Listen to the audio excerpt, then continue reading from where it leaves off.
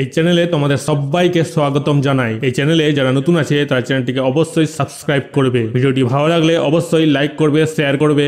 Activity 1, choose the correct answer from the given alternatives and fill in the blanks. প্রদত্ত বিকল্পগুলি থেকে সঠিক উত্তরটি বেছে নাও এবং শূন্য স্থান পূরণ করো। A number, the child will go with his father to the field for ploughing.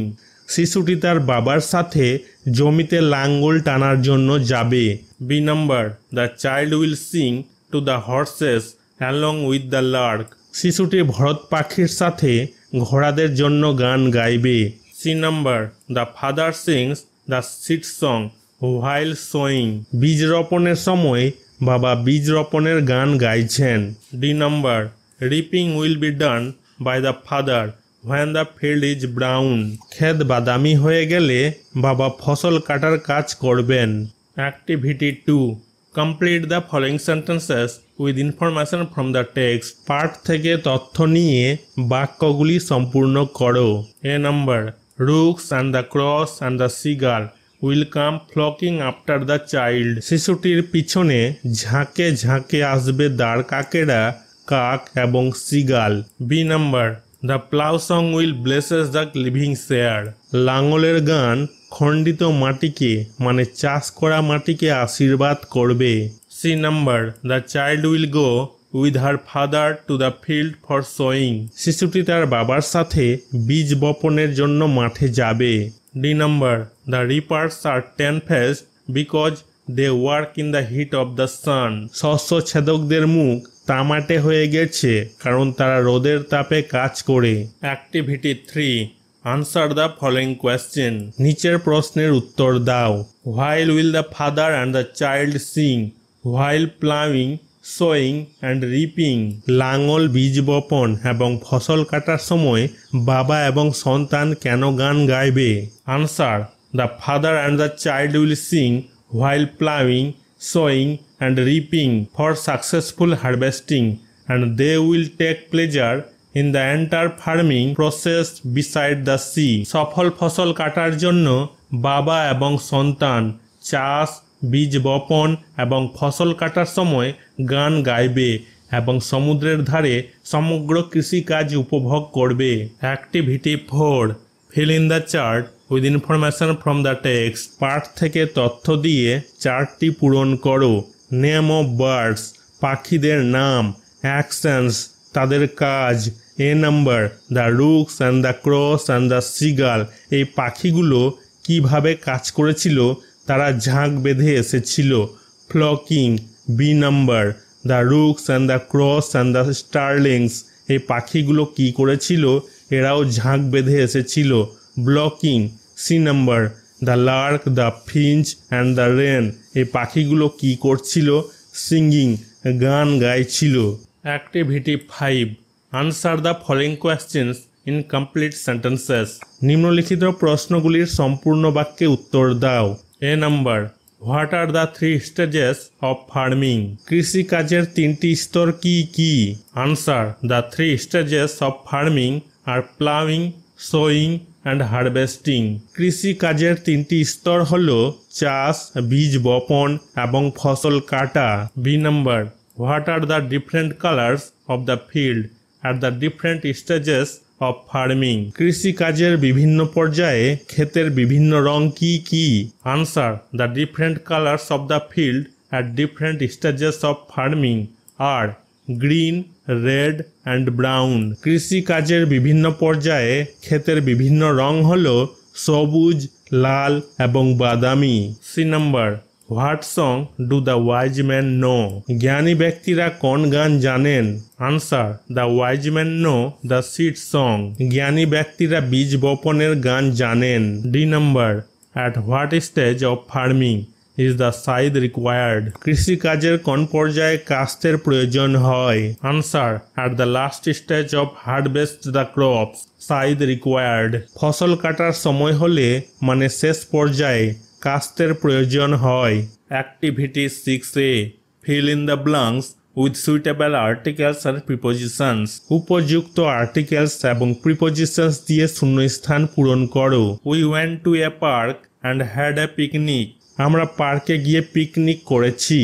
I played on a slide and had a chocolate. আমি একটি স্লাইডে খেললাম এবং একটি চকলেট খেলাম। Then we took a walk. তারপর আমরা হাঁটতে বের হলাম। Activity 6B. Identify the types of sentences given below.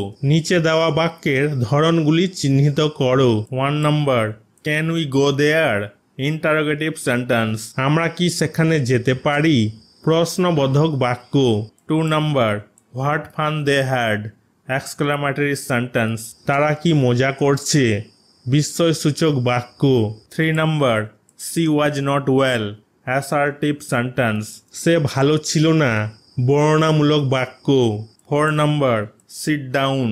Imperative sentence. বসো। অনুজ্ঞাসূচক বাক্য। Activity 7A. Find the synonyms of the following words or expressions from the poem. কবিতাটি থেকে নিম্নলিখিত শব্দ বা বাক্যাংশের সমার্থক শব্দ খুঁজো। গ্যাদারিং ইন এ গ্রুপ, দলবদ্ধভাবে জড়ো হওয়া। ফ্লকিং, নট ফুলিশ, বোকা নয়। ওয়াইজ মানে জ্ঞানী। পার্সনস হু প্লান্ট সিডস, বীজ বপনকারী ব্যক্তিরা, তাদেরকে বলা হয় sowers. Thing use to reap corn, ফসল কাটার জন্য ব্যবহৃত জিনিস। সাইদ মানে কাস্তে। Activity 7B. Match the following words in column A with their opposites in column B. Column A এর নিম্নলিখিত শব্দগুলির সাথে কলাম বি এর বিপরীত শব্দগুলির মিল করো। প্যাশেন্ট ধৈর্যশীল, ইমপ্যাশেন্ট অধৈর্য। ওয়াইজ জ্ঞানী, আনওয়াইজ অজ্ঞ। স্লো ধীর, ফাস্ট দ্রুত। জয়েস আনন্দ, সরস দুঃখ। Activity 8A. Write a story in about 60 words based on the following hints. নিম্নলিখিত ইঙ্গিতগুলির উপর ভিত্তি করে প্রায় 60 শব্দে একটি গল্প লিখো। An old farmer calls his lazy sons. এক বৃদ্ধ কৃষক তার অলস ছেলেদের ডাকে।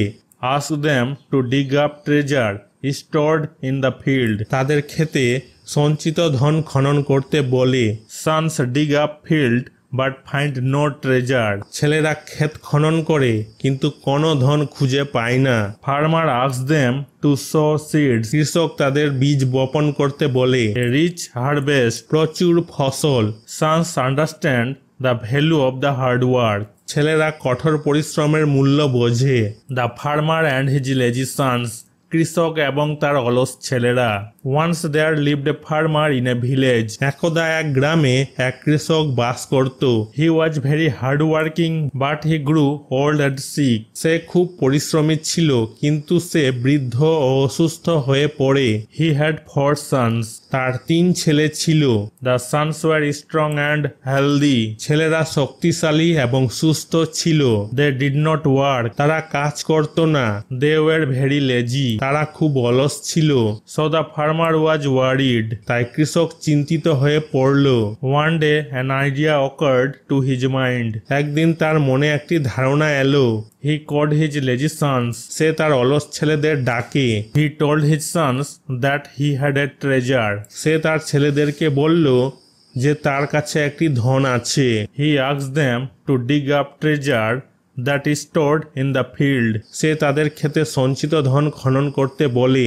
দেন the sons decided to search for the treasure which their father had told. তারপর ছেলেরা তাদের বাবার বলা ধনটি অনুসন্ধান করার সিদ্ধান্ত নেয়। They took farmer's spades and dug their field hunting the treasure but they found nothing. তারা কৃষকের কোদাল নিয়ে ক্ষেত খনন করে ধন খুঁজতে লেগে যায় কিন্তু তারা কিছুই পায় না। Then the farmer asked them to sow seeds. তারপর কৃষক তাদের বীজ বপন করতে বলে। After a month the old farmer sons saw a rich harvest. 1 মাস পর বৃদ্ধ কৃষকের ছেলেরা প্রচুর ফসল দেখতে পেল। The sons understood the value of hard work. ছেলেরা কঠোর পরিশ্রমের মূল্য বুঝতে পারল। Activity 8B. Write a short paragraph in about 60 words describing your favourite season. তোমার প্রিয় ঋতু বর্ণনা করে প্রায় 60 শব্দে একটি ছোট অনুচ্ছেদ লিখো। ইউজ দ্য ফলোয়িং হিন্টস, নিম্নলিখিত ইঙ্গিতগুলি ব্যবহার করো। নেম অফ দ্য সিজন, ঋতুর নাম। ফ্লাওয়ার্স অ্যান্ড ফ্রুটস, ফুল ও ফল। ভেজিটেবলস, সবজি। ফেস্টিভ্যালস, উৎসব। হোয়াই ইউ এনজয় ইট, কেন তুমি এটি উপভোগ করো। My favourite season is spring season, আমার প্রিয় ঋতু হলো বসন্ত। Spring is the season after winter and before summer, বসন্ত হলো শীতের পরে এবং গ্রীষ্মের আগের ঋতু। This season stays from February to March, এই ঋতু ফেব্রুয়ারি থেকে মার্চ পর্যন্ত স্থায়ী হয়। In this season the atmosphere is sunny and pleasant, এই ঋতুতে পরিবেশ রৌদ্রোজ্জ্বল এবং মনোরম হয়। The plants grow and the flowers bloom, গাছপালা বৃদ্ধি পায় এবং ফুল ফোটে। We use in spring season a lot of fruits like oranges, lemons, berries, watermelons, pineapple, cherries, etc.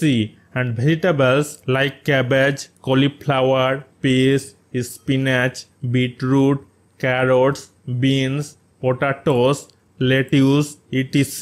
আমরা দেখতে পাই বসন্ত ঋতুতে কমলা লেবু, বেরি, তরমুজ, আনারস, চেরি ইত্যাদি প্রচুর ফল এবং বাঁধাকপি, ফুলকপি, মটরশুঁটি, পালং শাক, বিট, গাজর, আলু, লেটুস ইত্যাদি সবজি দেখা যায়। Festivals like Sankranti, Holi, Navratri are held in this season, Sankranti, Holi, নবরাত্রির মতো উৎসব এই ঋতুতে অনুষ্ঠিত হয়। I like and enjoy this season because spring is the king of all seasons, আমি এই ঋতু পছন্দ করি এবং উপভোগ করি কারণ বসন্ত সকল ঋতুর রাজা।